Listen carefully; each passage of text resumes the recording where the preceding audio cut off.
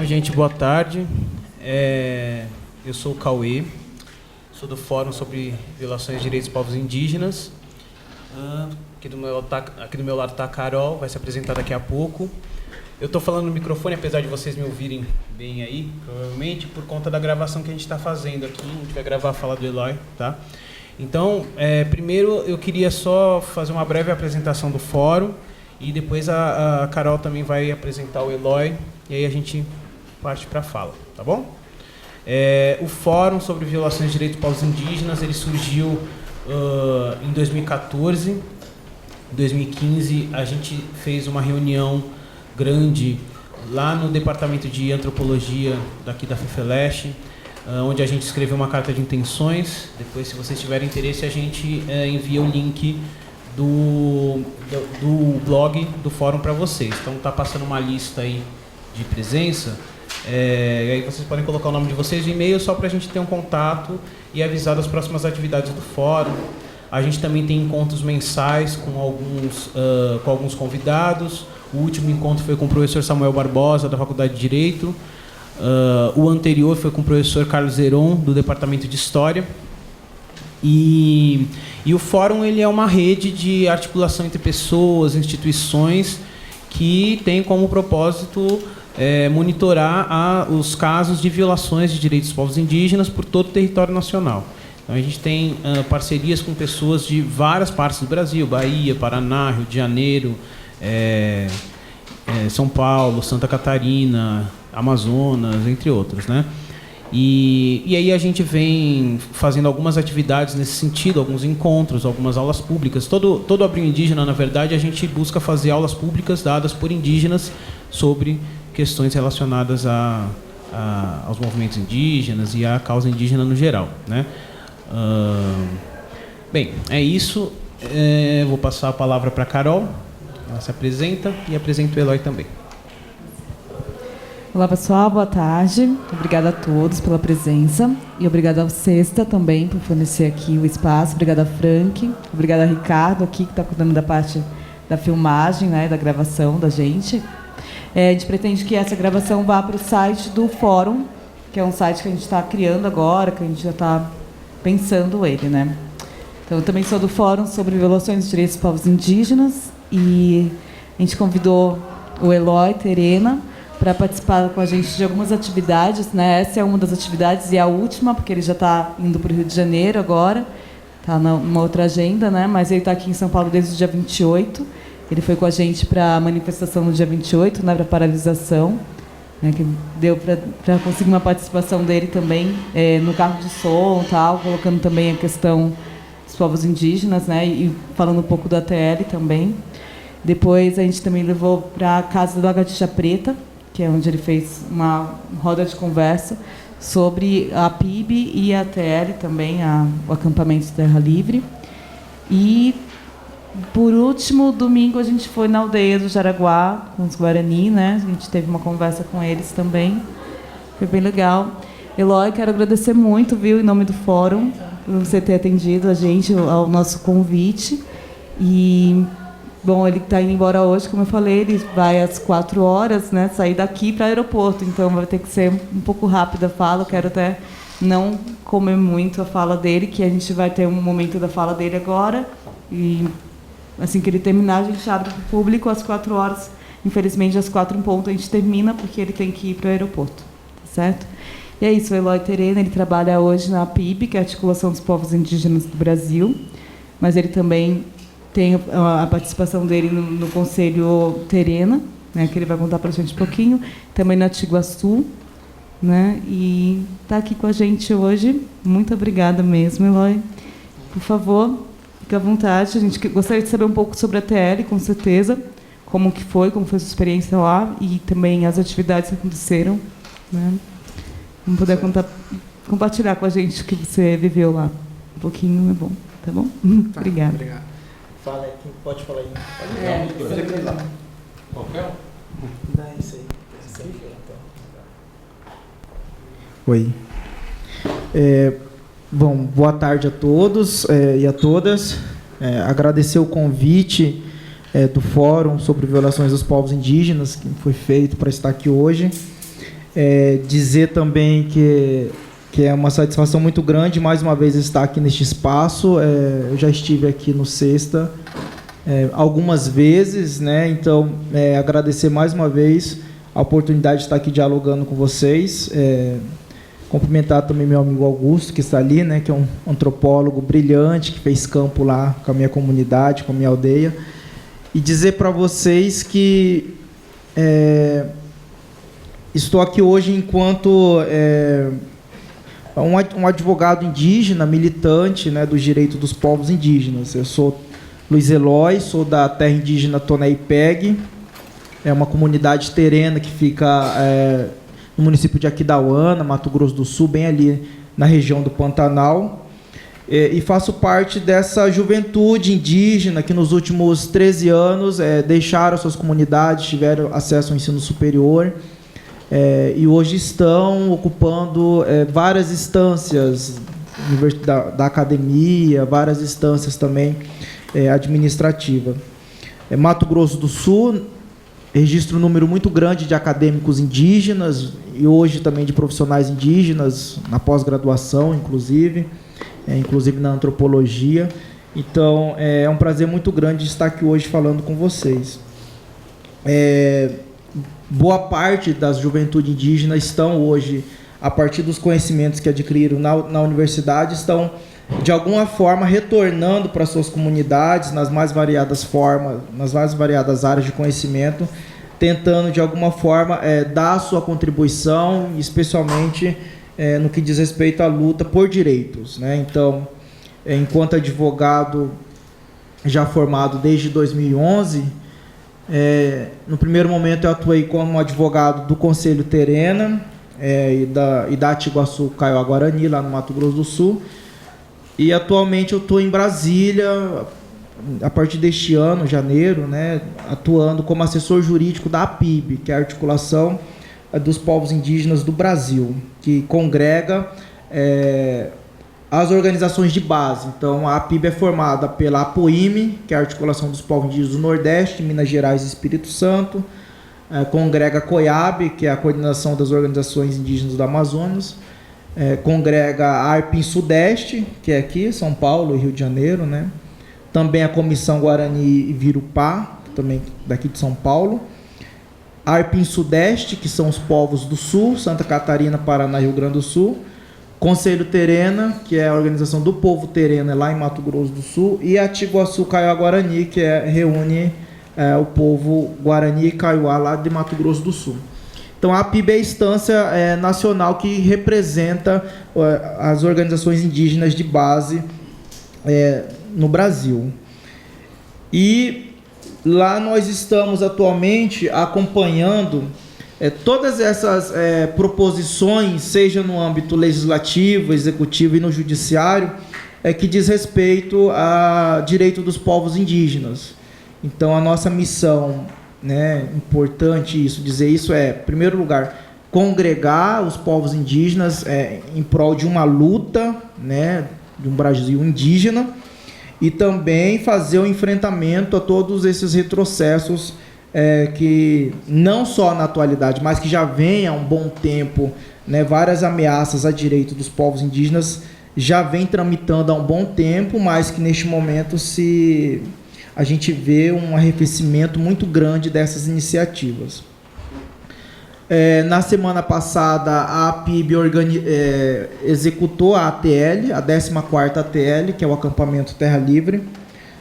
Foi a 14ª edição e vocês puderam acompanhar, algumas pessoas pessoalmente, outras por meios de noticiários, a verdadeira aula de democracia que os povos indígenas deram a todos não só a bancada ruralista, né, mas, enfim, a todos os segmentos sociais, né, de verdadeiro enfrentamento, pauta de demandas que estão atualmente sendo discutidas no Congresso Nacional, no Judiciário e no Executivo também. E dali foram tiradas várias decisões que, a partir de hoje, já vão ser divulgadas na internet, inclusive o documento final da ATL. Pautas na área da saúde, na área da educação, na área do território, né, na área também de políticas públicas, que mais de 4.000 lideranças discutiram durante esses 4 dias que nós ficamos acampados lá em Brasília, né?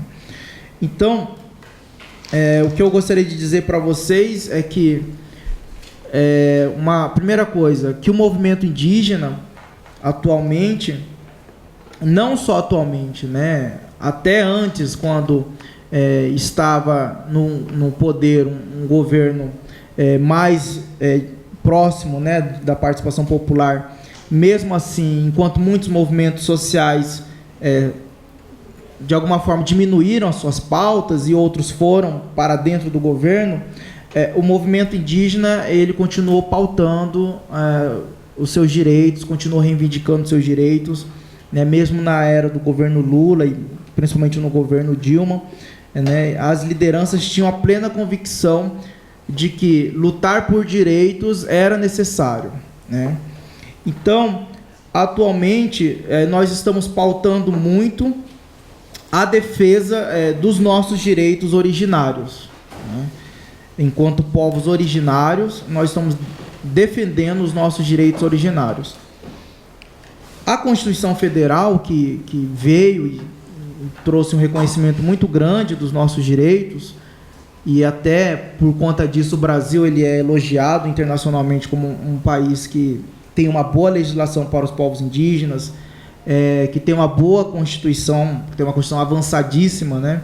E que também é signatário de vários tratados internacionais. Nós temos sistematicamente denunciado que, embora tenha tudo isso escrito no papel, os nossos direitos eles não estão sendo respeitados, né? De fato, nada disso está sendo cumprido. E uma coisa que nós temos denunciado muito também é que nos últimos 20 anos o Estado brasileiro enviou para a ONU e para outras cortes, espaços internacionais, índios, né, parentes nossos, que foram lá e disseram: no Brasil está tudo bem, nós temos uma boa Constituição, nós temos um tratado internacional, não tem nada de grave acontecendo no Brasil. E a PIB, juntamente com suas lideranças, tem, pelo menos nos últimos 5 anos, feito esse contraponto, né, que no Brasil não está nada bem, né? Nós temos, nos últimos 10 anos, mais de 620 lideranças foram assassinadas num conflito por terra, né? Notadamente Mato Grosso do Sul. E embora nós tivemos parentes vindo aqui neste espaço dizer que o Brasil respeita os direitos indígenas, nós estamos vindo dizer que não, que isso não é verdade, né? Infelizmente, esses parentes foram enviados pelo governo, às custas do governo, para legitimar uma política que não é verdadeira. Então, isso é uma questão muito importante que a PIB tem pautado nos últimos 5 anos. E também a PIB tem dado todo o apoio e defendido também a questão de não parar as suas mobilizações, né? Na medida em que você tem uma Constituição que determina que todas as terras elas sejam demarcadas no prazo de 5 anos, né? E que esses 5 anos se venceu já em 1993, a PIB entende que o direito de lutar pelo seu território é um direito legítimo, né? Então, o direito de você mobilizar-se para fazer a sua retomada, a sua autodemarcação, é um direito também consagrado na Constituição Federal, né?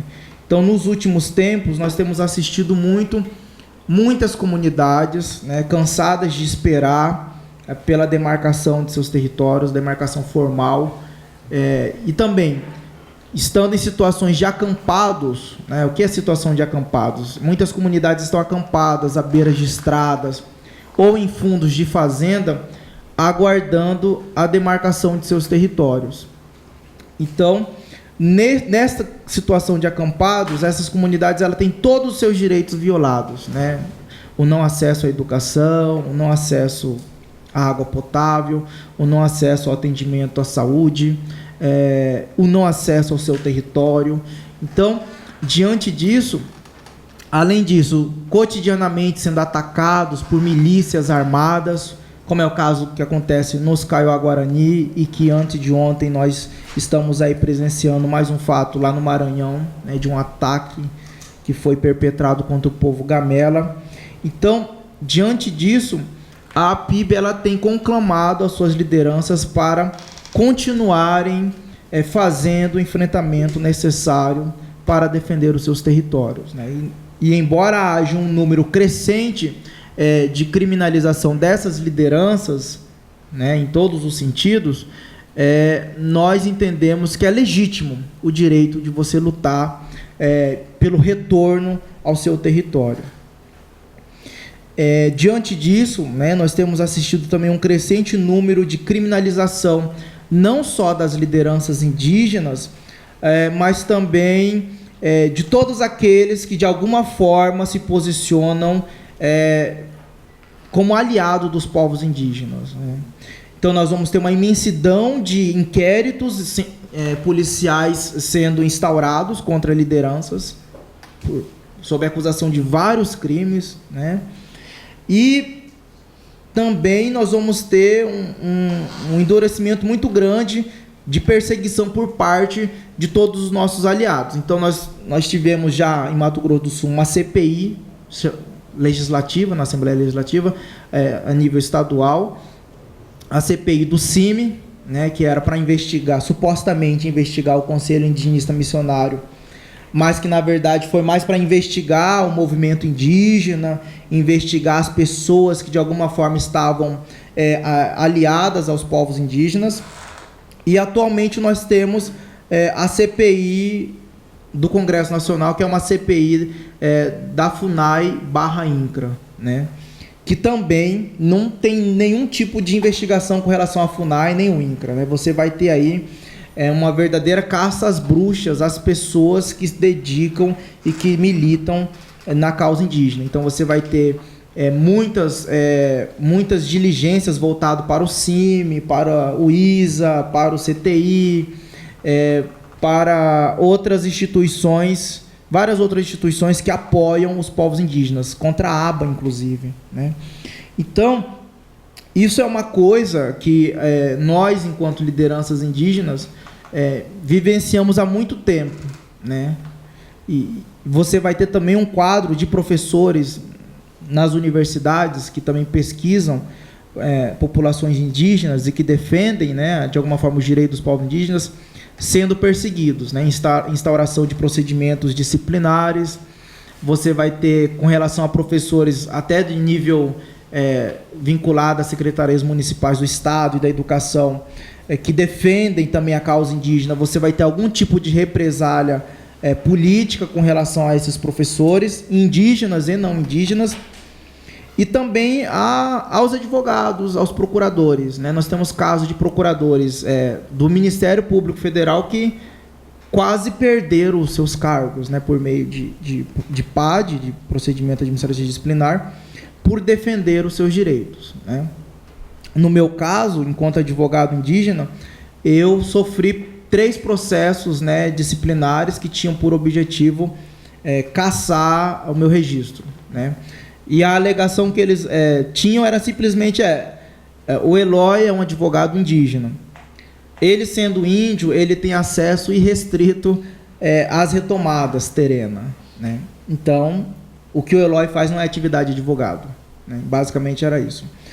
Então, nós argumentamos que isso é insustentável, né? Porque você vai ter também o trabalho do advogado, né, que defende a comunidade indígena, é isso, é você andar nas comunidades, é você colher depoimentos, é você ouvir as lideranças indígenas como se fossem seus clientes, né? Embora não seja uma relação de cliente que se estabeleça ali.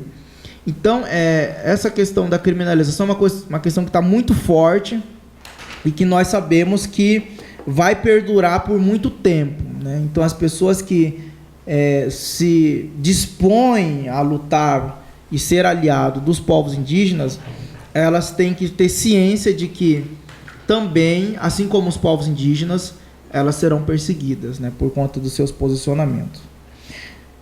Além disso, nós temos também feito um sistemático enfrentamento às iniciativas que estão no Congresso Nacional.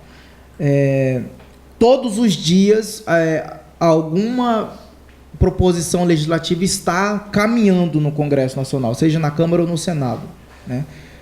Antes nós tínhamos a PEC 215, que retira lá a competência da FUNAI, retira do Executivo a competência para homologar a terra indígena e transfere para o Congresso Nacional. Mas nós vamos ter várias outras iniciativas que tendem, de alguma forma, a autorizar, por exemplo, a mineração em terras indígenas, a atividade de garimpo.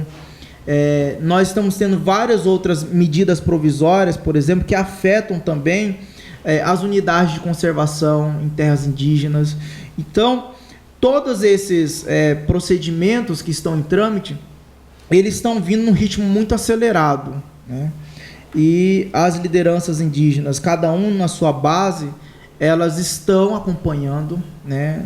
Isso, a gente consegue passar essas informações e as comunidades, elas estão dando, de alguma forma, uma resposta, né, a tudo isso que está acontecendo.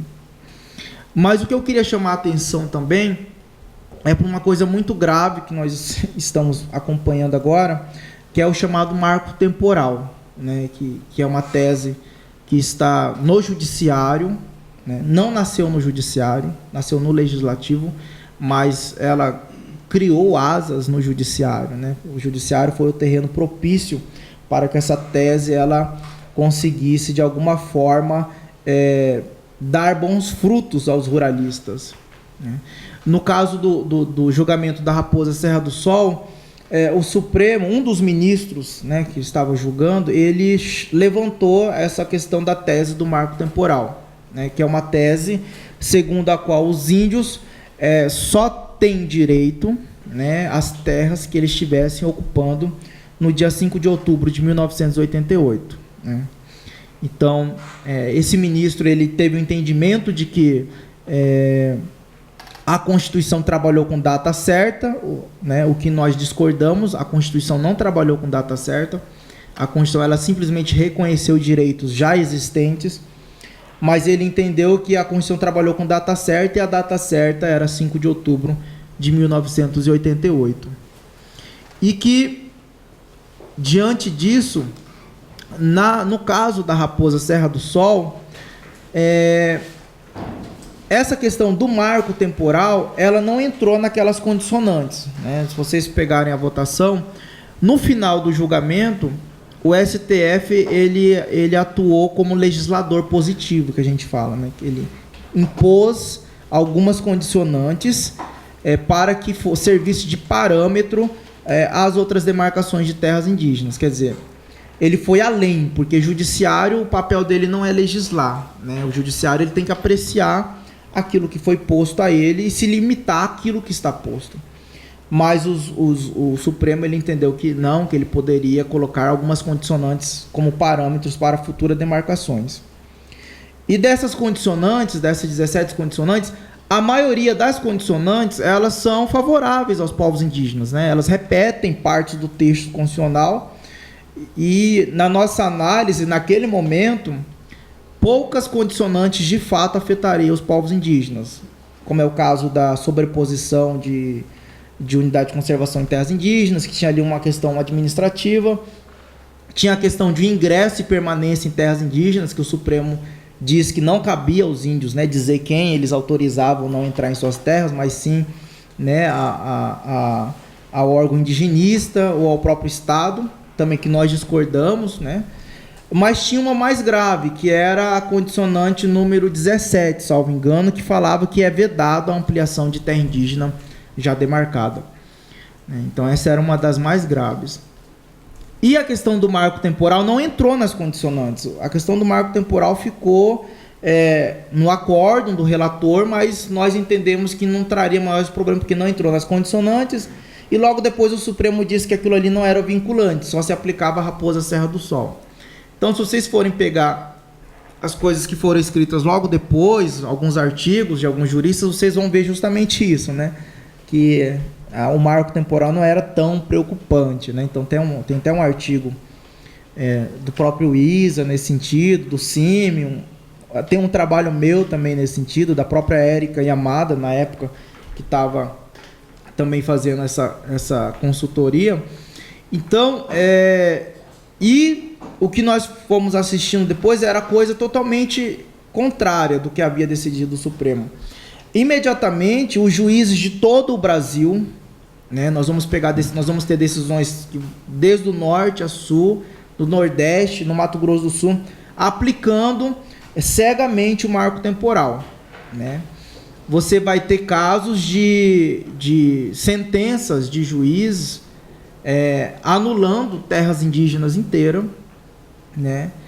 O próprio Supremo já anulou 2 terras indígenas terena, pelo menos, aplicou em uma terra indígena terena, em uma Kaiowá, que a gente acompanha, dizendo que ali não é terra indígena porque os índios não estavam ali no dia 5 de outubro de 1988. Né? Aplicou cegamente o marco temporal. E logo depois, a gente até acabou recorrendo dessa decisão, e o ministro Teori Zavascki, ele deu uma reformulada na questão do esbulho renitente. Né? Ele fala assim, existem 2 exceções que não se aplicam ao marco temporal, que é a questão, se ficar comprovado que os índios foram retirados dali pelo próprio braço estatal, né? Ou se os índios estivessem lutando pelas suas terras. Né? No dia 5 de outubro, se os índios estivessem lutando pelas suas terras, então não se aplica o marco temporal. Que é também uma tese totalmente absurda, porque muitas comunidades não estavam em suas terras justamente porque o próprio Estado brasileiro retirou elas dali.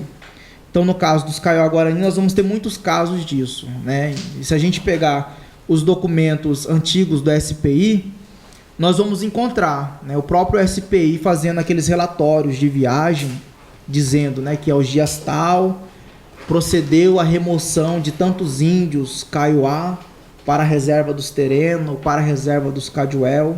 Né? Então, nós apresentamos esses documentos, né, ao Supremo, falando, os índios não estavam ali, porque o próprio o ente que deveria proteger os povos indígenas fez a remoção forçada. E como é que agora você quer exigir que essas comunidades estivessem ali?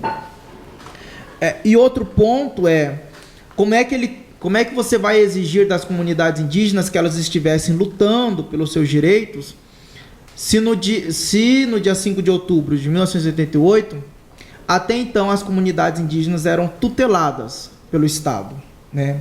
Mesmo se a comunidade quisesse fazer uma petição, né, requerendo a sua área, essa petição seria nula, né, porque até então estava sob regime tutelar no Estado brasileiro. E também nós sabemos que a gente estava acabando de sair de um período da ditadura militar. E muitas comunidades indígenas sofreram muito. Né? Então, como é que você quer exigir que essas comunidades estivessem lutando, se elas estavam, né, também sofrendo todas as violações que aconteceram no período da ditadura militar? Então, nós estamos fazendo um forte enfrentamento com relação ao marco temporal, e é por isso que eu estou dando ênfase, porque é um assunto da atualidade e que nós precisamos, mais do que nunca, que todos os aliados dos povos indígenas estejam, né, atentos, né, à questão do marco temporal, porque é a pauta do momento no STF. Agora, durante a ATL, nós conseguimos agenda com alguns ministros, né? O ministro Dias Toffoli recebeu as lideranças indígenas, a ministra Rosa Weber também, e a assessoria de outros 3 ministros também receberam, do Luiz Roberto Barroso, do Marco Aurélio e do Gilmar Mendes, né? E nós vamos levar justamente isso, que a Constituição Federal, ela, em nenhum momento ela trabalhou com essa data, do dia 5 de outubro de 1988. Ela simplesmente reconheceu direitos pré-existentes, direitos originários. Né? E é de fundamental importância que, principalmente no âmbito da antropologia, agora, durante a TL, teve uma atividade chamada Seminário Povos Indígenas e Direitos Originários, que foi na Procuradoria-Geral da República.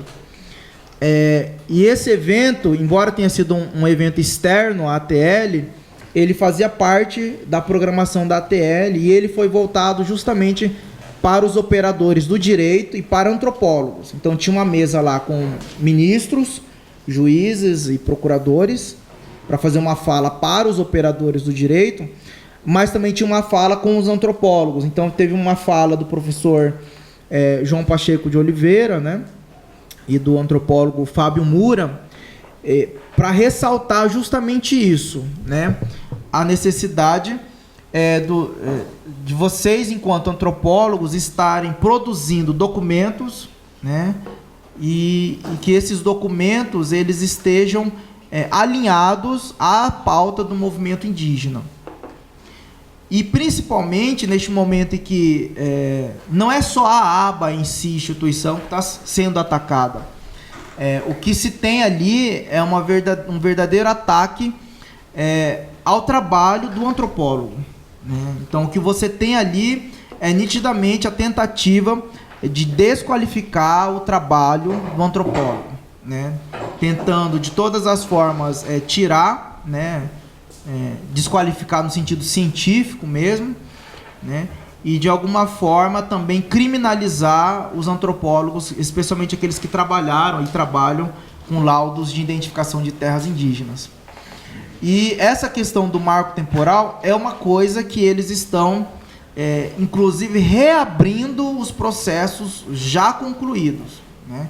Então nós sabemos que tem pessoas, assessores e grupos específicos para, inclusive, reler os trabalhos antropológicos e ver, de alguma forma, como é que se pode, ali naquele laudo antropológico, tentar desqualificá-lo, né, e desqualificando o trabalho, você consegue, de alguma forma, também questionar os direitos que estão sendo defendidos ali. Então, a gente tem uma atenção muito grande, inclusive a APIB, neste ano, já se reuniu 2 vezes com a Comissão de Assuntos Indígenas, com o professor que está sob a coordenação dele agora, o professor Enel, né? Já se reunimos com ele para justamente chamar a atenção para isso, né? Para que, enquanto os antropólogos, né, e não só antropólogos, mas também enganjados politicamente na luta dos povos indígenas, nós possamos, de alguma forma, defender o outro, né? Mas também ter essa noção de que o seu trabalho ele vai fundamentar o direito de toda uma coletividade, né? Então, quando é questionado no judiciário o laudo de identificação e delimitação, os fazendeiros não estão mais assim entrando com ações para questionar legalidade, para questionar a constitucionalidade do procedimento administrativo. Eles estão entrando para funilar o laudo antropológico, porque eles sabem que é o laudo antropológico que sustenta todo aquele procedimento, entendeu? Eles sabem que se eles conseguirem, de alguma forma, anular o estudo antropológico, eles vão conseguir botar por baixo todo um processo administrativo e um processo judicial. Então, é isso que nós temos dito em todos os lugares que nós estamos indo, principalmente aos antropólogos, né? Para que os trabalhos sejam feitos intimamente ligados com o movimento indígena e também com os olhos voltados para a conjuntura atual, né? Também ressaltando a importância desses laudos, né? Que não são apenas laudos, documentos, não é apenas uma produção científica. Para nós é mais do que isso, ela fundamenta todo o nosso direito, né? O nosso direito à terra, o nosso direito à vida. Uma outra coisa que nós estamos percebendo também é a questão da mudança, né, de alguns... de ver o judiciário como uma arena de conflito, né, mas também perceber em alguns agentes estatais mudança de postura, mas a partir da movimentação dos povos indígenas, né? Em tempos tão difíceis, em que você tem tantas más notícias e tantas decisões contrárias, O movimento indígena ele tem conseguido incidir de alguma forma em alguns agentes estatais, seja no âmbito legislativo, executivo e no judiciário. E isso a gente tem atribuído a duas questões. Primeiro, a própria questão da resistência, mas não apenas uma resistência de ficar na passividade, né, levando, como se diz, só apanhando, né, mas uma resistência qualificada. Eu acho que o movimento indígena não tem feito só uma resistência de ficar só levando, né, paulada, né, do judiciário, do legislativo, do executivo, mas um enfrentamento qualificado, né? Então, isso é uma questão de sempre estar dando uma demonstração de resistência, mas de resistência estratégica, né? Não é apenas uma resistência de ficar ação e reação. E segunda coisa é a questão da nossa espiritualidade, que é uma questão muito forte que nós temos e que nós, enquanto movimento, não podemos deixar em nenhum momento de trabalhar a nossa espiritualidade. Vocês puderam assistir que nós depositamos no Congresso Nacional 241 caixões, né? E esse número ele não é à toa, né?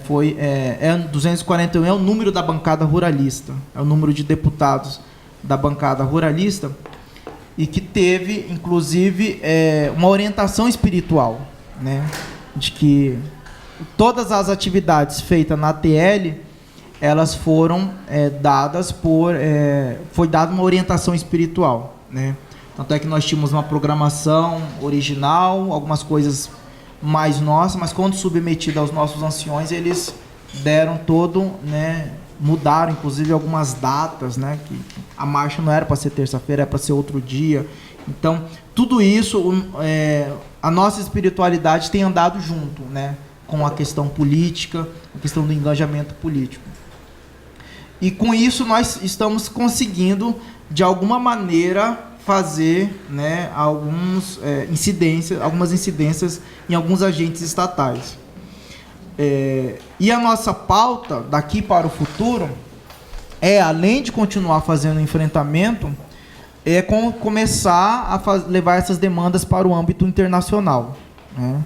Nós já temos algumas demandas lá. A Sônia Guajajara, que é a nossa coordenadora, ela tem ido sistematicamente às instâncias internacionais, feito, né, esse contraponto, levando esses dados, mas é uma coisa que nós vamos intensificar nos próximos meses, né, enviando esses relatos de violações de direitos para, de alguma forma, tentar constranger o Estado brasileiro de toda essa situação, né, de desrespeito aos povos originários.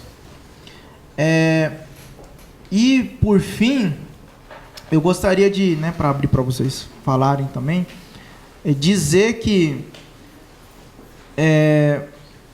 a PIB, né, ela vai continuar fazendo todo esse enfrentamento e ela vai precisar muito, né, da ajuda de todos os aliados possíveis, né, seja da academia, aonde vocês estiverem, nós vamos precisar. Porque nós temos... Claro que os povos indígenas, eles têm dado uma aula muito grande de democracia para todos, né? Eu acho que a gente tem muito a aprender. Vocês, né, têm muito a aprender conosco nesse sentido. Isso a gente tem dito muito, inclusive a Sônia tem falado muito nisso, né? As pessoas, elas assistem, né, às vezes, os seus direitos sendo atingidos, né, e as pessoas não fazem nada, né? Talvez reclamem no Facebook, alguma coisa assim, mas não reagem, né?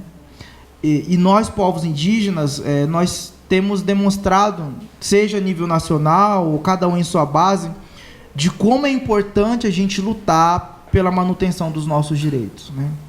Então, eu acho que quando você vê uma liderança indígena fechando uma estrada, ocupando um prédio da FUNAI, ocupando um prédio da CESAI, ocupando um espaço na universidade, alguma coisa está errada, né? Assim, os sintomas de que alguma coisa está errada, né? Então é preciso que a gente comece a olhar para isso. Esses retrocessos que nós estamos vendo hoje de uma maneira mais clara e evidente, não é de hoje que os povos indígenas têm dito, né? Têm alertado as pessoas. Até no governo Lula, no governo Dilma, a gente já vinha alertando de como a gente estava rendido a um Congresso Nacional extremamente ruralista, conservador, retrógrado e todos esses adjetivos que vocês conhecem, mas que parece só agora as pessoas, né, e as outras pessoas acordaram, né? Porque será que é justamente porque começou a tocar especificamente nos seus direitos, né? Então, há um bom tempo a gente tem falado sobre isso, a gente tem dado sinais de que as coisas não estavam boas, mas parece que as pessoas acordaram, né? Parece que agora está todo mundo refém do mesmo Congresso Nacional que os povos indígenas há muito tempo já está refém, né? Então é isso. Obrigado.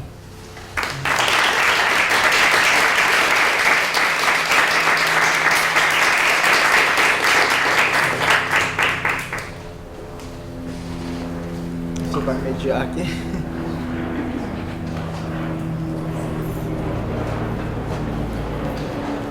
Obrigado, Eloy.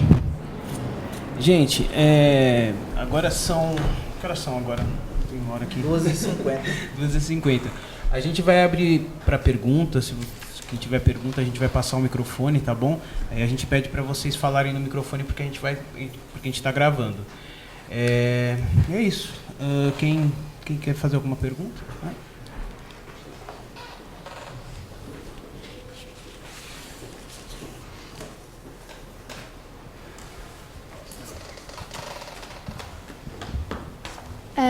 Primeiramente, parabéns, porque você falou muito bem, de verdade. E você falou sobre os laudos que os antropólogos fariam e os fazendeiros tentam anular esses laudos.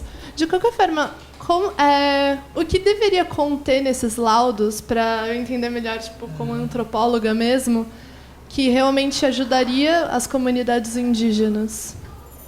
Certo.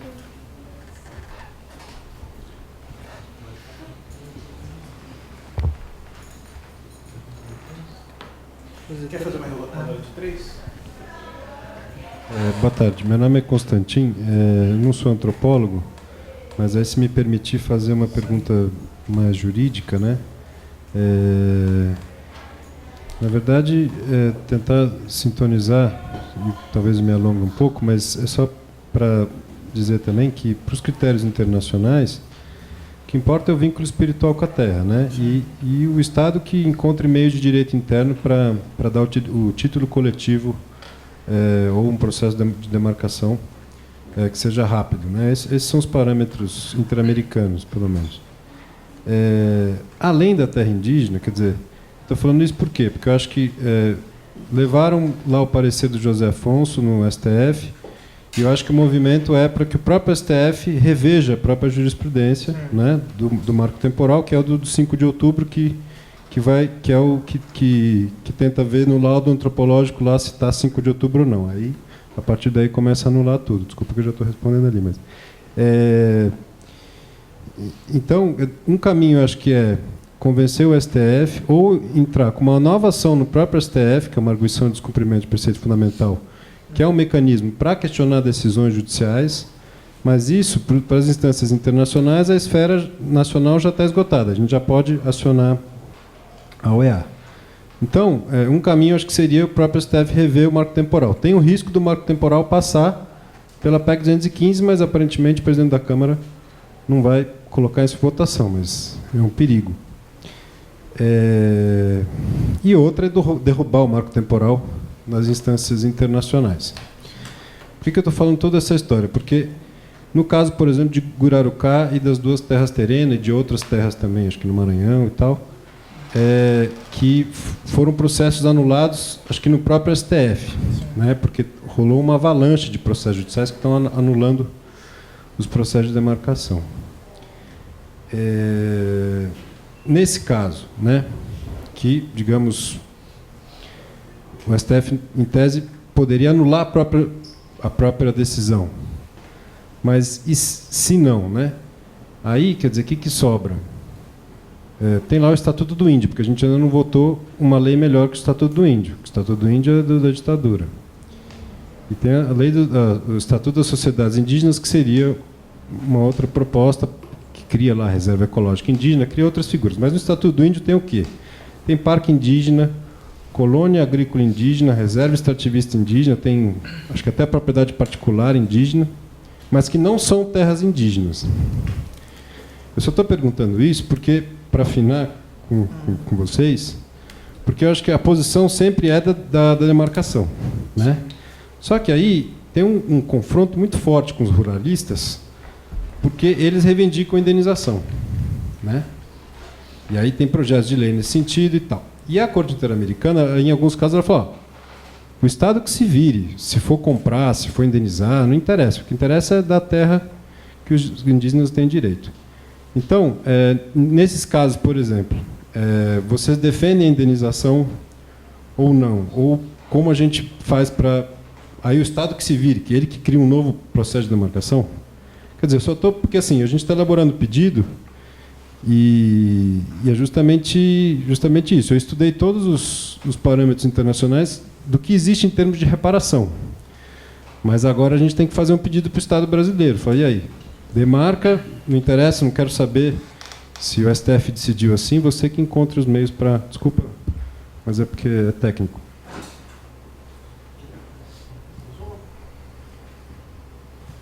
Boa tarde, eu sou Rafael, estudante de antropologia. Obrigado pela sua fala, Eloy. São duas coisas que eu queria dizer. A primeira, você falou sobre a necessidade, enfim, dos antropólogos elaborarem documentos, etc., que sejam aproximados ao movimento indígena e que possa, enfim, levar reivindicações e caracterizar, etc. Estou dizendo isso porque o grupo de pesquisadores com quem eu estou trabalhando agora vai organizar um estudo, enfim, pretende organizar um estudo sistemático das remoções forçadas das comunidades no período republicano inteiro, né, até 88. Que a gente pretende apresentar isso como uma contratese ao marco temporal, pegando os avasque pelas avessas, né, ou seja, documentando e caracterizando os bulho renitente a partir das remoções forçadas. Então, a minha primeira pergunta é quais outras estratégias discursivas e argumentativas você acha que os antropólogos poderiam ter na elaboração dos seus documentos para esses enfrentamentos, e para uma atuação na interface entre antropologia e direito? Minha segunda pergunta é uma coisa que você não comentou, mas eu acredito que você tenha algo a dizer, né, que é as reverberações do relatório da Comissão Nacional da Verdade. Então, eu queria que você comentasse, se possível, possíveis usos desse relatório e como ele pode contribuir nesses enfrentamentos também. Pensando mais especificamente no tocante às reparações. Isso, obrigado. Então, a gente termina essa rodada e depois eu passo a palavra para vocês de novo fazer mais perguntas, tá? Tá. Bom, começando aqui pela... Você não falou seu nome, né? Laís. Então, Laís, uma coisa que nós temos defendido mesmo, o que deve conter, né, nos laudos antropológicos. Uma coisa que a gente tem defendido muito, até para contrapor o que os ruralistas falam, né, que eles falam que terra indígena é uma invenção que sai da cabeça do antropólogo, né, que faz aquelas viagens todas, eles falam. O que nós temos defendido é que terra indígena, né, a Constituição reconheceu, né, no artigo 231, direito originário à terra tradicionalmente ocupada, e no próprio artigo 231 nós temos ali no parágrafo 1º o conceito, né, de terra indígena. Então, na antropologia até que não se usa muito, mas no direito uma coisa muito forte é a questão do conceito vinculado à lei, né? Então nós defendemos muito isso, que terra indígena ela tem o seu conceito vinculado à Constituição Federal, né? Isso é uma coisa muito forte quando se diz isso no processo. E que não é invenção do antropólogo, nem da FUNAI, nem do CIMI, nem das ONGs que defendem, né, as comunidades indígenas. Então, é preferível que o antropólogo siga a portaria número 14, né, tem o decreto 1775, que traz o procedimento de demarcação, mas tem a portaria 14 do MJ, que traz o que deve ter a terra indígena, né? Que são os 4 pilares lá que tem na Constituição Federal, que se caracteriza como terra indígena. É lógico que vários outros elementos que o antropólogo conseguir, né, angariar no seu trabalho de campo é sempre bem-vindo, mas você conseguindo caracterizar aqueles elementos ali são importantes, né? Habitação permanente, né? Qual é a área necessária para a habitação permanente daquele povo, né? E aí vai depender muito da comunidade, do povo, né? Tem população indígena que a habitação permanente são mais próximos, outros mais, né? E aí vocês, antropólogos, sabem melhores, né, do que nós isso, né? Como caracterizar isso. As áreas necessárias, a preservação dos recursos ambientais, né? Então, todos os recursos ambientais devem estar dentro dessa área que vai ser delimitada, né? As imprescindíveis, né? Reprodução física e cultural, né? Então é importante que toda a área que seja importante para a reprodução cultural esteja dentro. Mas não só essa, né? É necessário que se faça uma estimativa da reprodução física mesmo, né? Hoje essa população são tantos, mas daqui 100 anos vai ser quantos, né? Então é importante que esse cálculo seja feito e que fique expresso, né, nesse laudo. E cada área dessa deve ser justificada, né? É importante para nós, porque no momento em que vai ser questionado judicialmente, na maioria das vezes, eles não questionam toda a terra indígena. Na maioria das vezes, cada fazenda, cada gleba questiona separadamente.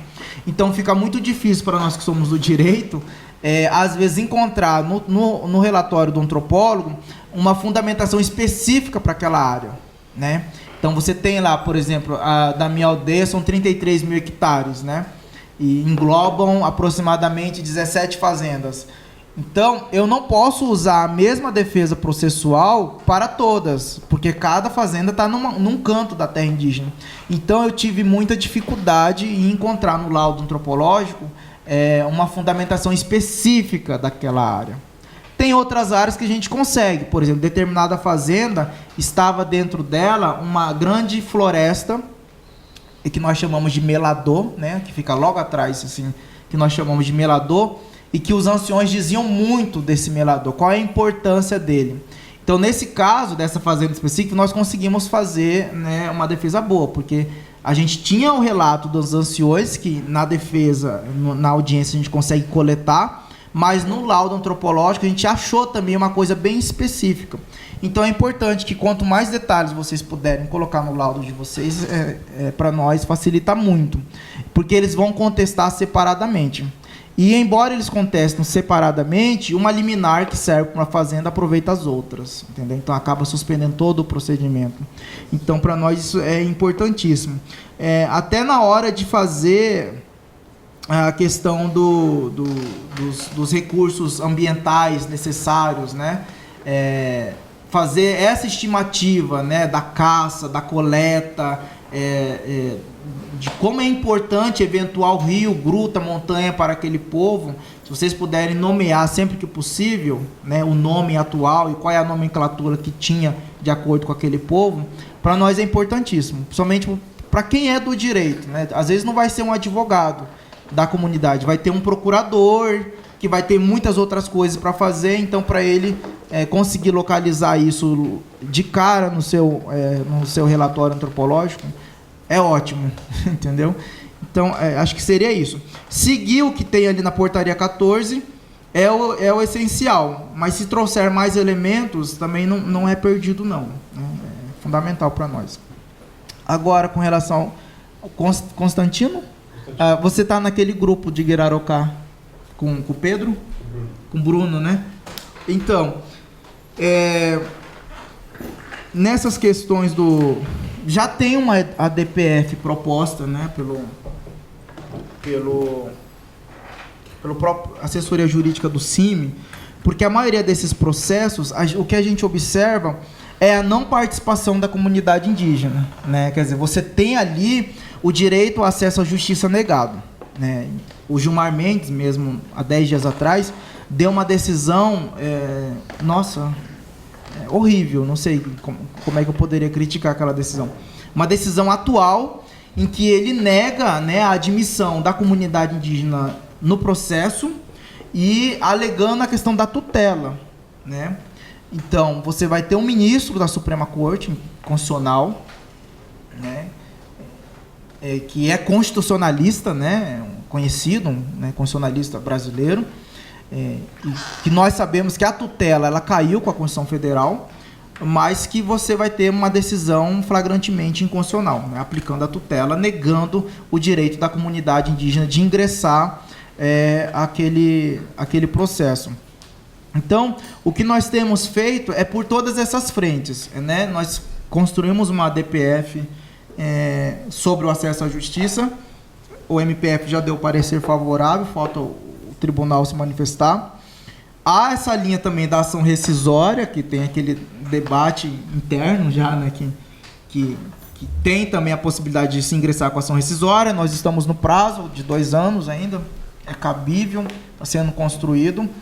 Mas também tem a questão da Corte Internacional, né, de como é que nós podemos levar isso para... E nós temos assim, a plena convicção de que internacionalmente a gente tem maior terreno para brigar por esses direitos. Mas internamente, né, nós estamos, de alguma forma, tentando incidir nos ministros. Isso é uma orientação dos nossos próprios rezadores, de chegar em cada ministro. Eu acho importante a presença dos índios, né, das lideranças indígenas mesmo lá. É por isso que nós fizemos essa agenda agora em abril. Uma coisa é quando o advogado vai falar, né, pessoalmente com o ministro, leva os seus memoriais e tudo mais, mas outra coisa é quando o ministro recebe as próprias lideranças indígenas, né, que as próprias lideranças indígenas falem. Então isso foi importante para nós e nós vamos continuar tocando essa agenda também. Ali eu acredito que nós temos chance ainda de fazer uma boa discussão, porque as decisões que saíram foram apenas da segunda turma, o Teori já foi, né, e agora o Fachin chegando, a gente, né, tem uma esperança de tentar incidir de alguma forma diferenciada, mas as nossas estratégias vão seguir, tanto em âmbito internacional quanto nacionalmente, né? E a minha ida para Brasília foi especificamente para isso, né, para atuar nessa questão do marco temporal. Agora, com relação à pergunta do Rafael, com relação à remoção forçadas e quais outros elementos, né, a gente pode trazer, nós que somos do direito, a gente sempre começa por essas nulidades, né, que eu acho importante vocês, enquanto antropólogos, né, fazendo um diálogo com o direito, né, antropologia e direito, também não deixar de lado. Primeiro, é uma coisa chata do direito, mas é importante, né? Essas terras indígenas, elas estão sendo questionadas por via de mandado de segurança, né?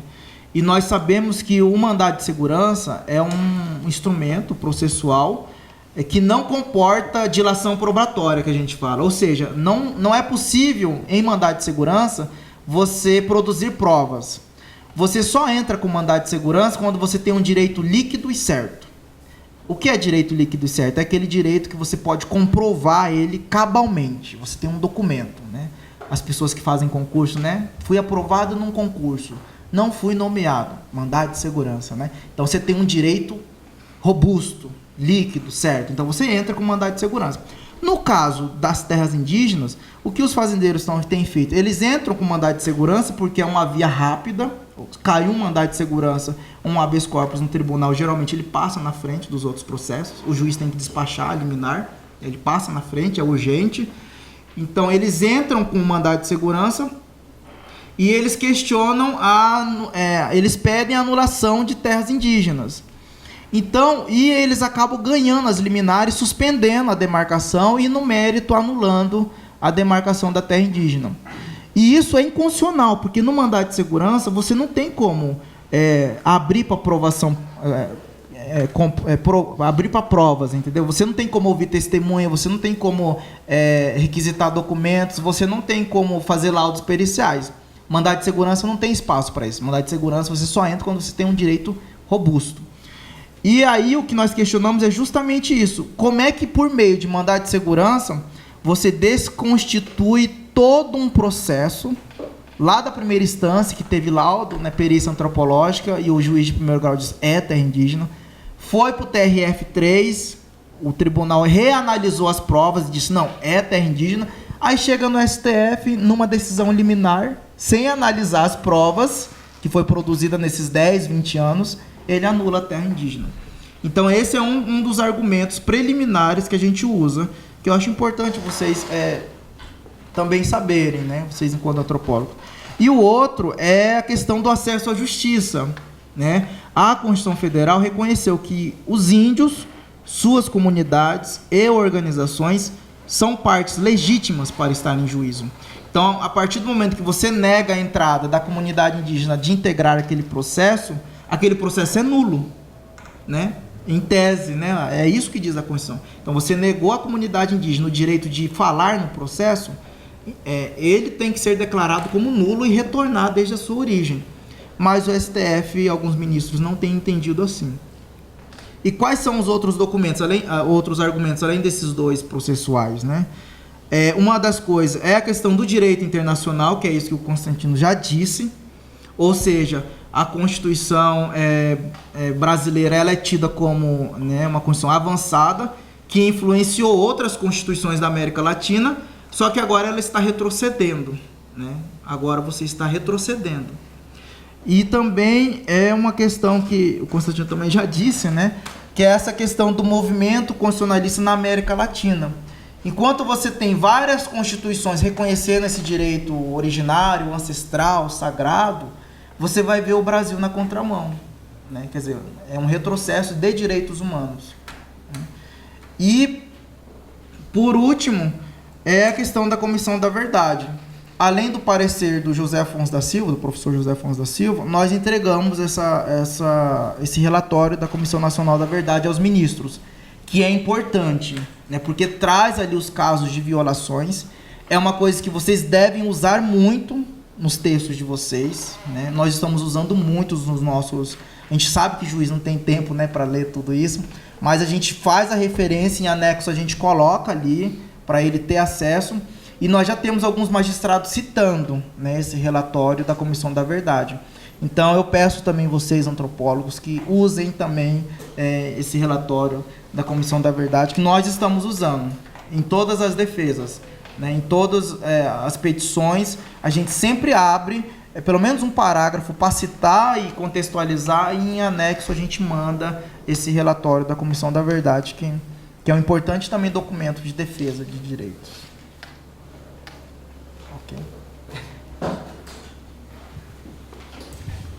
Então a gente abre para mais uma rodada. Tinha uma pergunta ali, né?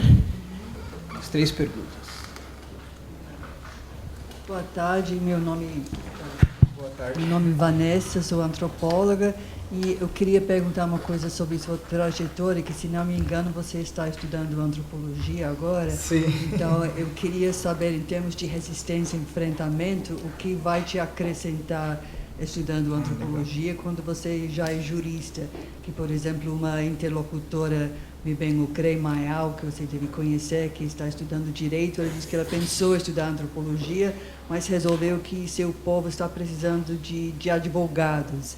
Então, acho que para nós, nesse contexto, antropólogos, pessoas de direito, é interessante saber qual que seria a contribuição de antropologia para você. Ótimo.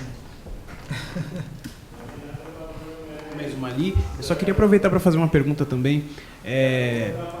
Você falou bastante de como os antropólogos podem contribuir para a causa indígena, para as mobilizações indígenas. Eu queria saber também, enquanto historiador, como que os historiadores também poderiam contribuir de alguma forma. Nem todos os historiadores têm acesso a livros didáticos, que são um dos instrumentos mais interessantes para dentro de sala de aula e tal, por conta de toda uma questão editorial e tal. Mas como que os historiadores poderiam contribuir de alguma forma? Difícil Boa tarde, meu nome é Danilo, eu sou estudante da Letras. Boa tarde. E, assim, na minha visão, existe um elemento que comprova muito fortemente o vínculo de determinado povo indígena com seu respectivo território, que são os cemitérios dos antepassados, né, dos ancestrais.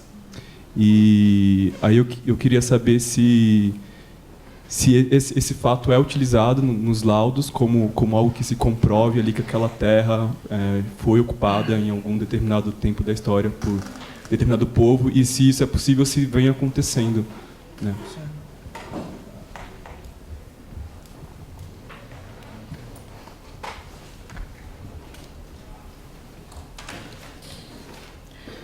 Bom, tá ligado, né? Tá ligado, né? Começando pela pergunta da Vanessa, né? Bom, como é que eu fui para antropologia, né? Tô indo, na verdade, né? O direito só não dá conta, né, dessas questões. Só você ir apenas com... O direito é um importante instrumento, né, de você fazer dele o uso, né, e defender a comunidade indígena, mas apenas eles não é o suficiente, né? É preciso a gente ter uma visão muito crítica do direito, inclusive, né? Então, por conta disso, não sou muito benquisto na área jurídica também, mas eu resolvi ir para a antropologia justamente porque, na hora de você fazer a defesa da comunidade indígena, e principalmente na questão territorial, é obrigatório você mergulhar no laudo antropológico. Você não vai conseguir fazer uma contestação, um recurso, sem necessariamente ler, né, sem necessariamente passar por aquilo. E um dos primeiros textos que eu li ainda na graduação foi um laudo antropológico do professor Levi, né, Levi Marques Pereira, sobre Yanderu Marangatu. E ali, aquele laudo ele é brilhante, né, porque além de ele ser um laudo antropológico, através dele você consegue perpassar, né, por vários caminhos da própria antropologia enquanto ciência, né, os autores, inclusive. Então, eu tive essa necessidade realmente de me aproximar da antropologia, por isso que o meu doutorado eu fui fazer em antropologia, né. Cheguei lá com um projeto muito do direito, né. Hoje, até comentei com o Augusto, né, Augusto? Hoje, olhando eu falei, não sei como que eu fui aceito aqui com esse projeto, que era um projeto bem do direito mesmo, né? E hoje eu mudei totalmente a minha pesquisa, né? Que eu estou quase para me qualificar e eu vou fazer uma coisa totalmente diferente, nem vou entrar muito na questão do direito, porque até essa questão do trabalho de campo mesmo, né? Como é que o pesquisador indígena ele faz o seu campo, né? Então tem muitas diferenças, né? A gente lendo, né, o método, os autores clássicos do método etnográfico, a gente começa a pensar, né, que muitos, né, aquelas fases da observação participante, de como você chegou na comunidade, como é que você foi ganhando, né, os seus como seus informantes, né, as pessoas que vão se relacionar com você. Nós, enquanto pesquisadores indígenas, a gente tem um caminho totalmente diferente, até mesmo inverso, né, disso tudo. Então, a antropologia ela me possibilitou muitas coisas, assim.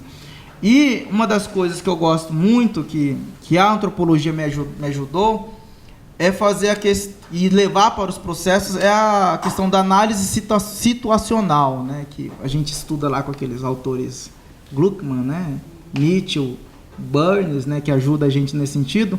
E ali eu consegui encontrar um método para mim conseguir trabalhar e aliar isso ao direito, né? Como você chegar nas comunidades indígenas enquanto advogado, mas um advogado indígena, né, você ter um pé no chão, né, ter o contato com as comunidades indígenas, mas a partir dessa visão treinada, você conseguir levar para o processo e para o judiciário muitos elementos que passam desapercebidos, né? Então, a antropologia me ajudou muito até na questão de uma advocacia mais indígena, né? Porque, assim, as lideranças, quando vão para a audiência, quando a liderança chega lá, ela tem no mínimo 4 procuradores para defendê-la. Tem um procurador do Ministério Público Federal, tem um procurador que representa a União, tem um procurador que representa a FUNAI, tem um procurador que representa a comunidade indígena, né? São todos procuradores federais. E o que eu aprendi é assim, a FUNAI pega a liderança, leva para a audiência e chega lá, esses daqui são seus advogados. Apresenta os 4, né? O cacique, olha, como assim meus advogados? Eles nunca foram na minha aldeia, não conhecem nada né, da minha vida, nem do meu povo, né? Então, e você advogar para as comunidades indígenas, necessariamente você precisa ir lá, para entender por que é que aquela comunidade fez aquela retomada, por que é que eles fazem questão de morrer por aquele local, né? Porque senão você chega numa audiência, o juiz propõe um acordo e você, como advogado, imediatamente aceita, né? Não, vamos fazer o acordo, cacique, porque vai evitar polícia, vai evitar pistoleiro, e vamos fazer um acordo aqui que sai todo mundo ganhando, né? Que é o que o direito quer, né? Na primeira audiência, fazer um acordo de conciliação. E para os povos indígenas, essa palavra acordo, você falar em acordo numa audiência dessa, imediatamente os caciques olham para você, esse advogado aqui, ele quer fazer acordo com o fazendeiro, então não é meu advogado mais. Então, já cria todo um conflito dentro da audiência, acaba com a audiência, porque aí os índios se retiram, aí ninguém consegue explicar mais o que aconteceu. Então, toda essa vivência, essa prática, só o direito não daria conta de me ajudar. Né? Então, nesses 5, 6 anos que eu estou advogando em Mato Grosso do Sul, a antropologia me deu esse olhar diferenciado, né? De você conseguir. E me deu assim, uma capacidade muito grande de entender esses textos, porque antropólogo é difícil, né?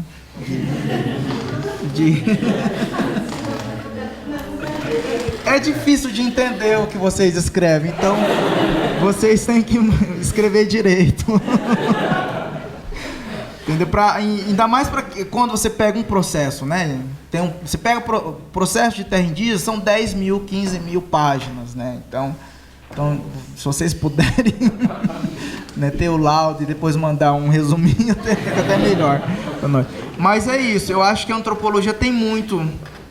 Só a antropologia também não dá conta, né? Eu posso dizer isso para vocês também. Exatamente. Faz muito. Então, é cada vez mais necessário a gente estar transitando, né, por todas essas áreas e nada de ficar preso, cada um na sua caixinha, porque os povos indígenas necessitam muito, né, de pessoas que estejam transitando por vários lugares. Acho que é isso, não sei se eu respondi. Bom, vou pular do Cauê, que é difícil. Do Danilo, os cemitérios, né, que são as provas arqueológicas, vamos dizer assim, isso para o direito é prova cabal, entendeu? É importantíssimo. Se encontrar no campo, né, vestígios arqueológicos, cemitérios, isso já ir olhando, né, os olhos já do direito, um juiz, né, o próprio advogado da outra parte, ele vai ver isso tem uma valoração maior, né? Entre as provas admitidas no direito, você tem, sim, algumas provas que pesam um pouco mais do que as outras, né? Eu diria que, no caso de um cemitério, de um vestígio arqueológico, isso seria uma prova bem robusta e que nos interessariam muito, entendeu? Então, assim que for descoberto, é necessário fazer a documentação, porque uma das instruções dos advogados dos fazendeiros é imediatamente destruir, né? Então, tem casos que nós chegamos no meio de uma visita e o fazendeiro estava passando o trator em cima, né, assim, acabando com o cemitério, porque se aquilo ali ficasse ali era uma das coisas assim que poderia fundamentar, entendeu, muito bem um direito. E temos vários casos. Então, quando o juiz se dispõe a fazer uma inspeção judicial ou ele nomeia um perito para fazer isso, é importante dar uma atenção especial aos cemitérios e qualquer outro vestígio arqueológico. Imediatamente que seja documentado, que seja transformado isso em documento, né, na presença, inclusive, de testemunhas.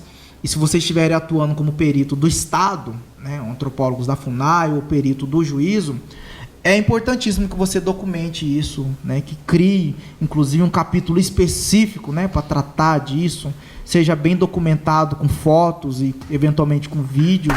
Isso daria uma força a mais, com certeza. É importantíssimo. Além da, né, assim, o que os fazendeiros gostam de atacar muito é a questão da oralidade, né? Então, se vocês puderem, sempre que possível, a oralidade para nós é importante, com certeza.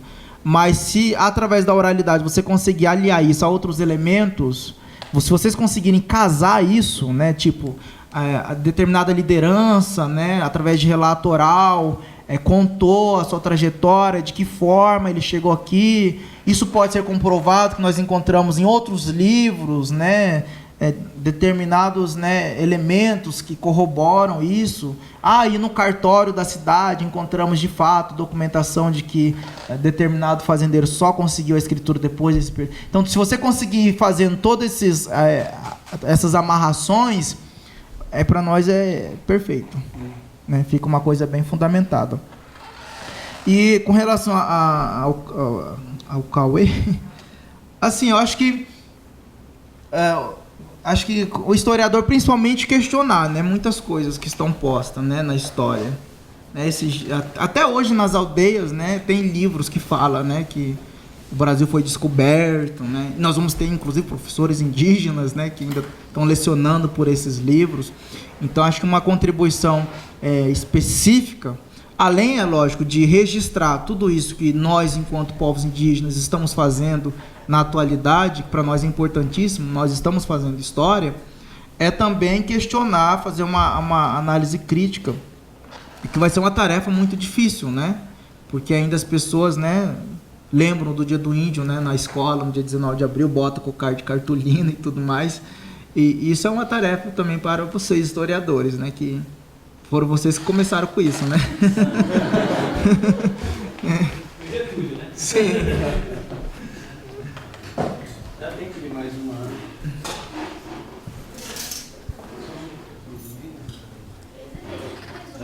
Então a gente faz mais uma rodada.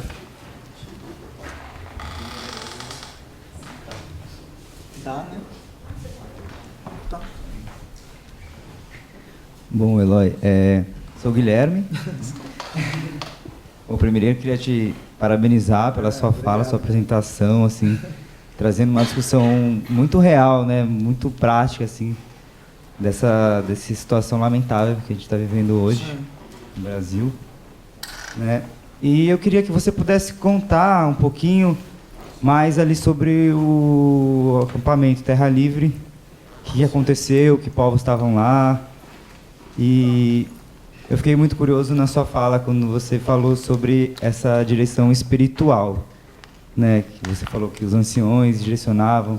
Queria saber como que isso funciona com vários povos juntos ali, né? Como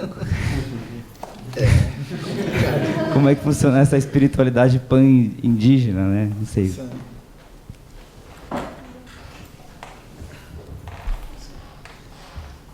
Então, Eloy, não, eu ia fazer essa pergunta também do Gui.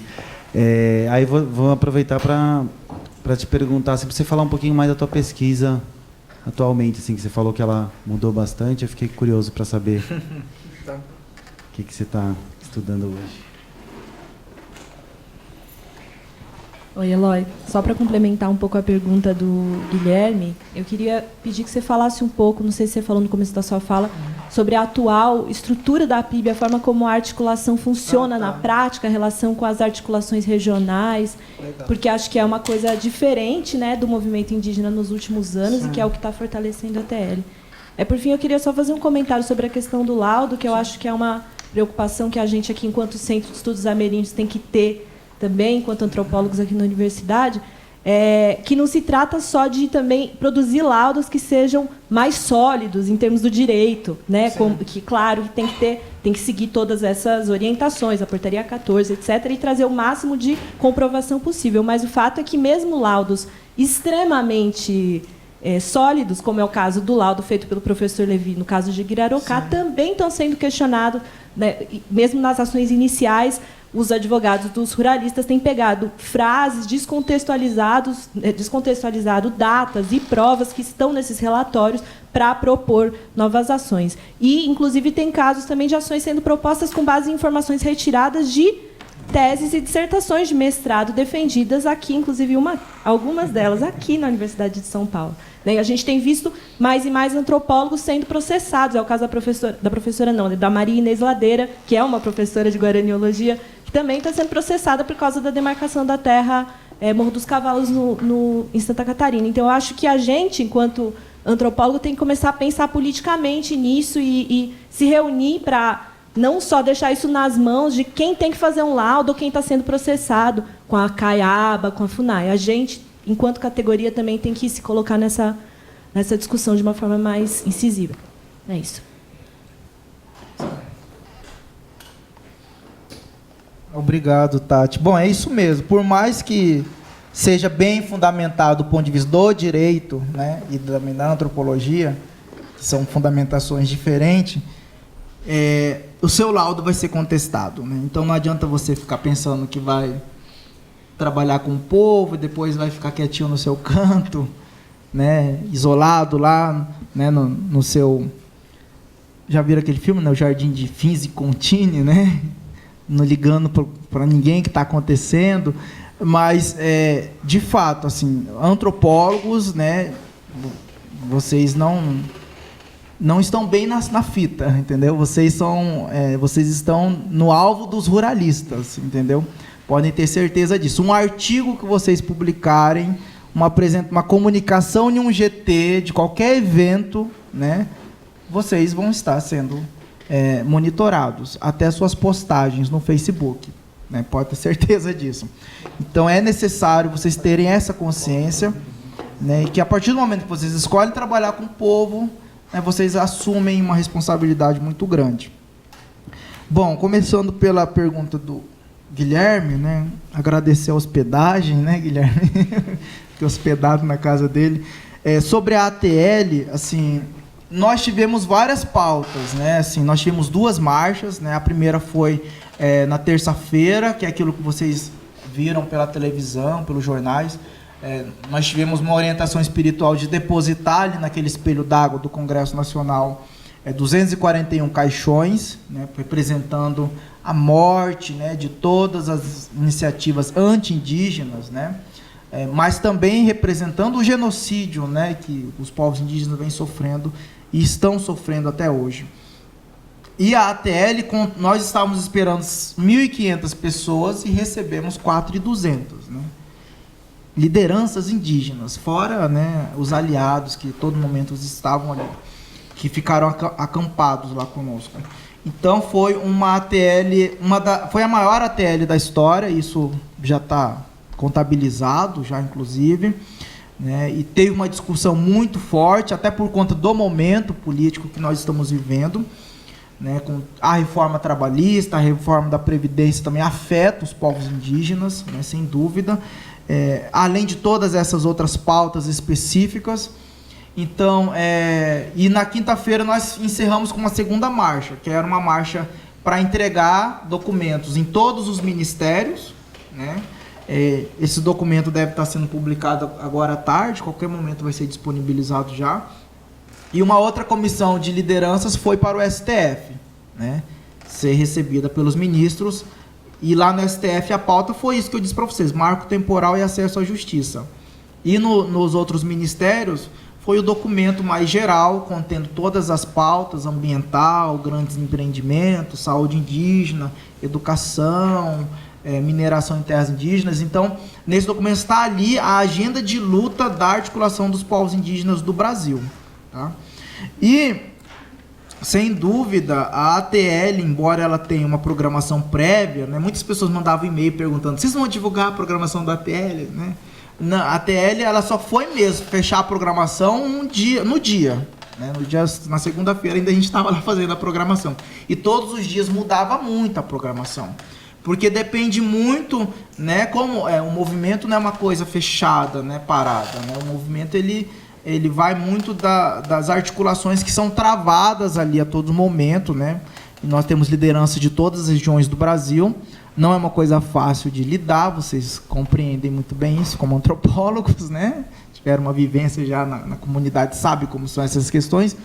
E nós tínhamos ali muitas lideranças da década de 80, que fizeram parte da Constituinte, estavam ali conosco. Liderança da década de 90, né, que se destacaram mais recentemente. E tínhamos as lideranças novas, né, que são já com perfil mais acadêmicos, muitos jovens, muitas mulheres notadamente, né?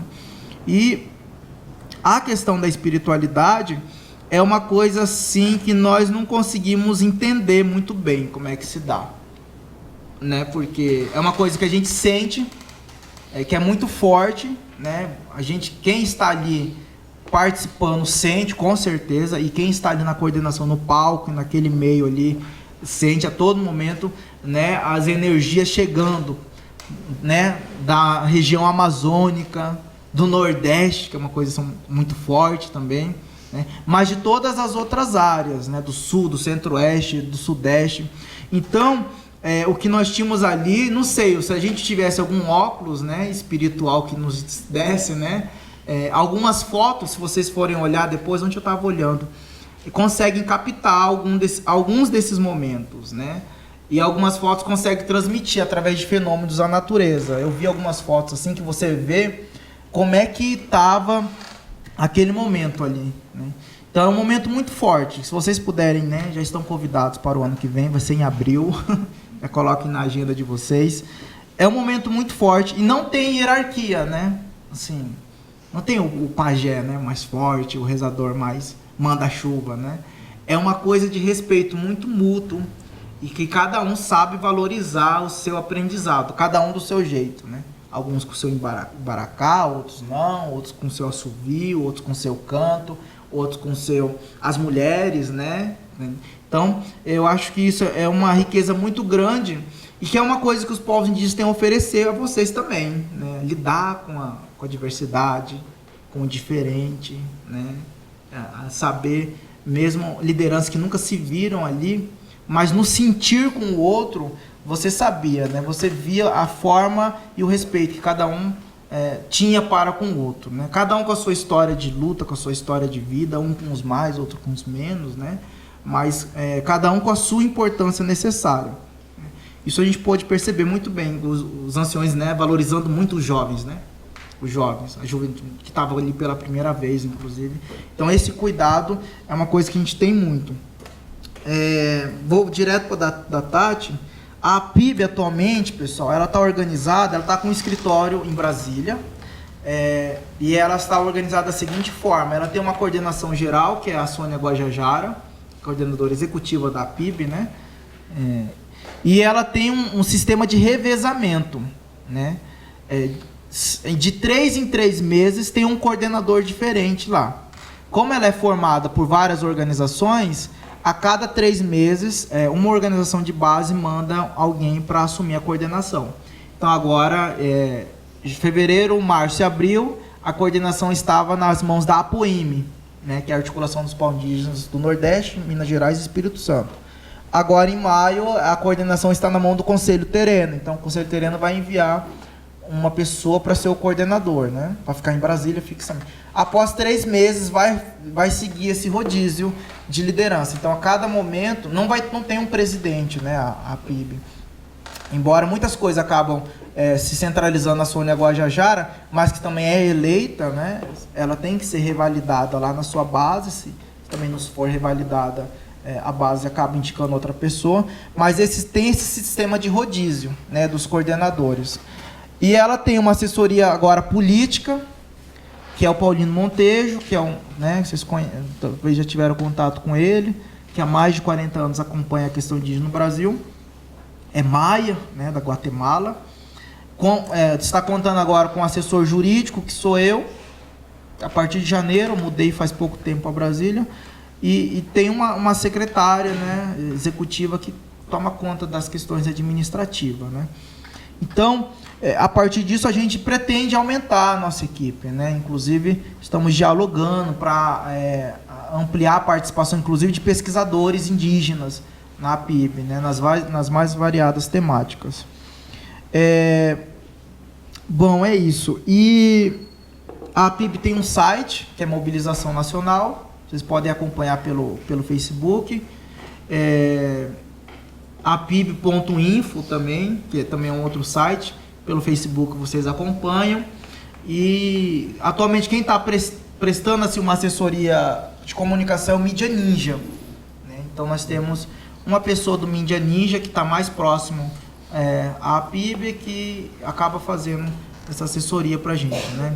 Então a gente está começando, né, a engatar essas articulações. Bom, para encerrar, André, minha pesquisa atual é totalmente diferente da que eu tinha proposto, né? O que eu estou fazendo, né, é uma etnografia dos processos de retomada do povo terena, né, do meu povo, através da história de vida de cada liderança. Então eu elegi assim as principais lideranças de cada retomada e através da história de vida de cada um deles eu estou assim, registrando a história do movimento. E eu pego a partir de 2012, que é quando a gente constitui lá o Conselho Terena, Conselho do Povo Terena, e os caciques eles iniciam, né, um processo de retomada. Então, só para vocês terem uma ideia, nos últimos 5 anos, nós retomamos aproximadamente 65 mil hectares de terra. Você já foi lá, você viu, né? Então, são terras que antes estavam a serviço do agronegócio e hoje está nas mãos das nossas lideranças, das nossas comunidades. Então, o povo terena, que sempre foi conhecido como um povo manso, né, pacífico, um povo escolarizado, né, que sempre soube dialogar com a política local, inclusive os caciques mais antigos, né, que estão vivos, eles tinham um certo receio com relação a esse negócio de retomada, né? Eles falavam que tinha que dialogar mais, tinha que ir para Brasília, conversar com o MJ, essas coisas, né? E a partir do momento desse incremento, né, da participação da juventude, principalmente essa juventude que foi para a academia, né, e voltou com as suas lideranças, eles iniciaram um processo de retomada. Então nós fizemos a retomada, estamos na terra, né, e o meu trabalho nisso foi advogar nesses processos, né? Então hoje, atualmente, não tem nenhuma decisão contra o povo terena, assim, liminar de reintegração.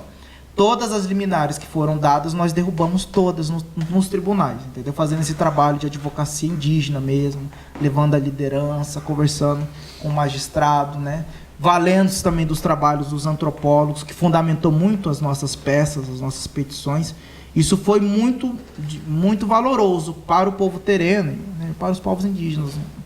Então, o meu trabalho é isso. Eu estou olhando para o relato individual, né, das vidas das lideranças terenas e, a partir disso, construindo esse processo, registrando esse processo de retomadas. Acaba entrando, né, nos usos políticos da dança, né, do canto terena. Então, vocês vão ver vários episódios dos terenas chegando no judiciário, né, cantando, chacoalhando purungo para o juiz, né, e qual o significado político disso, né? Antes isso não podia, né? Era uma coisa bem secreta. Mas como os terenos também né, se apropriaram disso, né? E usaram politicamente tudo isso. E que deram resultados, né? Teve audiência que eu cheguei, que a audiência estava perdida, eu não sabia o que fazer, né? E aí a anciã fala, não, Eloy, fique calmo, nós já trabalhamos, né? Tudo vai dar certo, né? E saímos da audiência com uma decisão favorável, né? Tipo, inexplicável do ponto de vista jurídico, né? Um juiz já tinha dado a liminar, aí ele chamou, né, para ver como é que ia ser a execução, né? Tirar mesmo as comunidades. E lá na audiência ele se convence que não, ele revoga a liminar dele e dá prazo de 20 dias para o fazendeiro sair, né? Então, como assim? Então, é uma coisa inexplicável que só os Yanderus, né, os Cochomoneti conseguem explicar. É justamente isso que eu abordo no meu trabalho, né? Passa por tudo isso.